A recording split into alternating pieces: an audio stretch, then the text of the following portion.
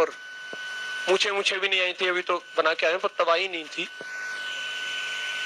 और मैं चाहता था लोगों को प्लान दिखाने। ये दुनिया कोई रहम नहीं करती किसी पे, सफलता चाहिए तो कीमत चुकाओ।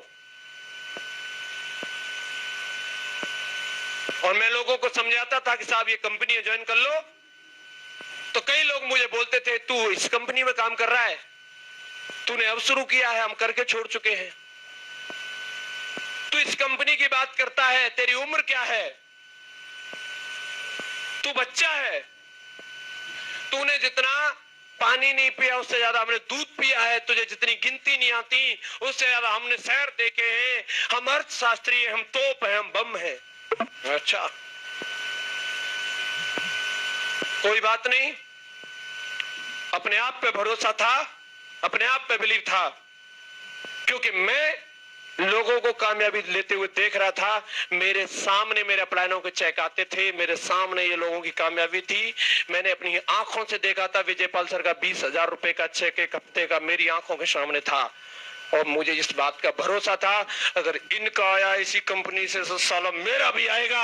आएगा कैसे नहीं, ला के दिखाऊंगा, आएगा जरूर जरूर। उन्होंने मेरे को बोला कि जिस तरीके की तू कंपनी की बात कर रहा है, 8,000 लगाने वाले की, तूने उसे लगा दिया 8,000? मैंने कहा हाँ लगा दिए।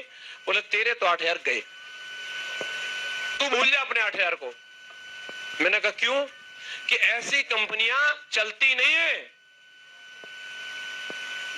कोई आज तक करोड़पति नहीं बना, किसी को लाखों रुपए नहीं आते, किसी को कार नहीं मिलती। और उन्होंने 2-4 लोगों के नाम बताए कि उसने किया था वो फेल हो गया, उसने किया था वो फेल हो गया, और अगला नंबर तेरा है फेल होने का, तू भी होगा।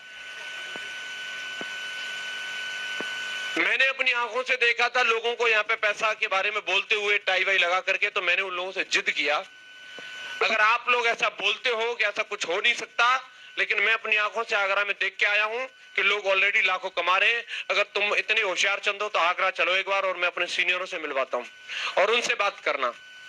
उसमें से कुछ तैयार हुए, कुछ नहीं हुए।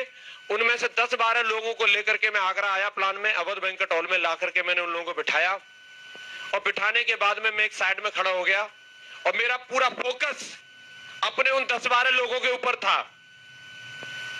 मैं पूरा एकदम तरीके से उनको देख रहा था कि अगर वो लोग ताली बजाते थे तो मैं बहुत खुश होता था कि ताली बजा रहा है, इसका मतलब बात समझ में आ रही है इसके। वो अगर हंसता था, मैं हंस रहा है, इसका मतलब ये फंस रहा है, ये पक्का आएगा। बस मुझे इंतजार था कि मीटिंग खत्म हो, फटाफट से इनको आज ही अपने सीनियरों को भी दिखाऊं, एक दिन में 12 कराएं। और जैसे क्लोजिंग करने वाले व्यक्ति ने बोला wish you all the best, और मैं पूरे 32 दांत दिखाते हुए अपने गेस्टों की तरफ दौड़ा और जाकर के मैंने हाथ मिलाया। मैं बताओ है ना गजब की चीज, तुम बोलते थे लाखों नहीं आएंगे, कोई नहीं बनता डायमंड, देख लिया डायमंडों को, देख लिया 8 लाख। तो वो सब मेरे ऐसे सामने खड़े हो गए और जानना चाहते हो उन्होंने क्या बोला?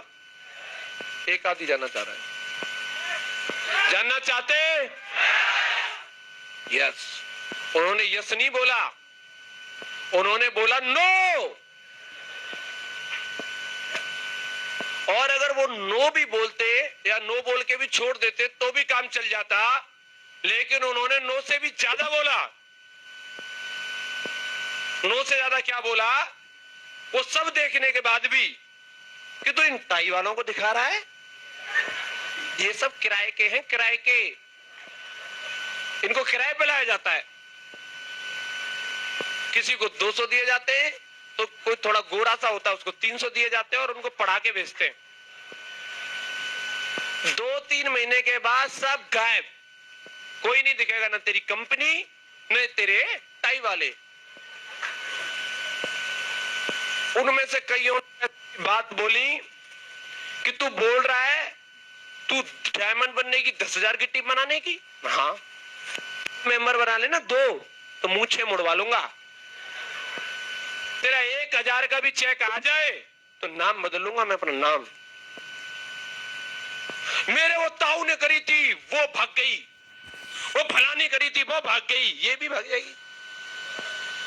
तेरे तो 8,000। और मैं उनके पास गया, मैंने कहा भाई साहब तो पिछले संडे को मैंने आपको 8,000 दिए थे, वो कंपनी तो नहीं भेजे? उन्होंने बोला नहीं वो तो भेज दिए।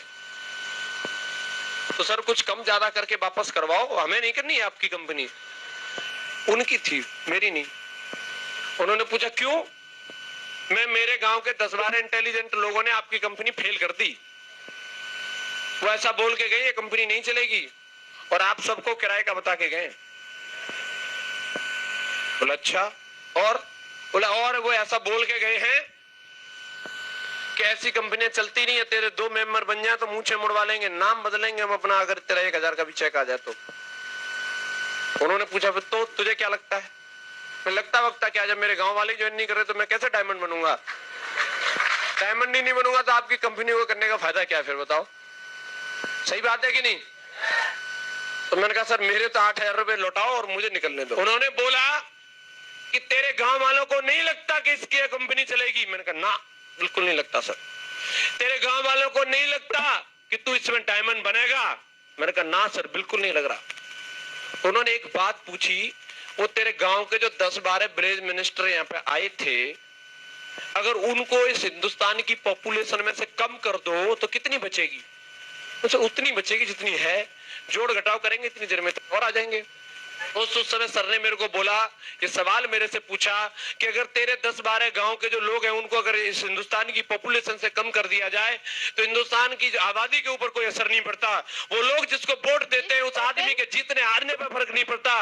वो आदमी किसी कंपनी को सपोर्ट करे, वो कंपनी चलेगी गिरेगी इससे कोई फर्क नहीं पड़ता। उन लोगों के कहने से कोई आदमी अपनी जिंदगी में डिसीजन नहीं लेता। तो जसवीर तू अपनी जिंदगी बनाने का डिसीजन उन 10-12 लोगों के ऊपर क्यों डालता है?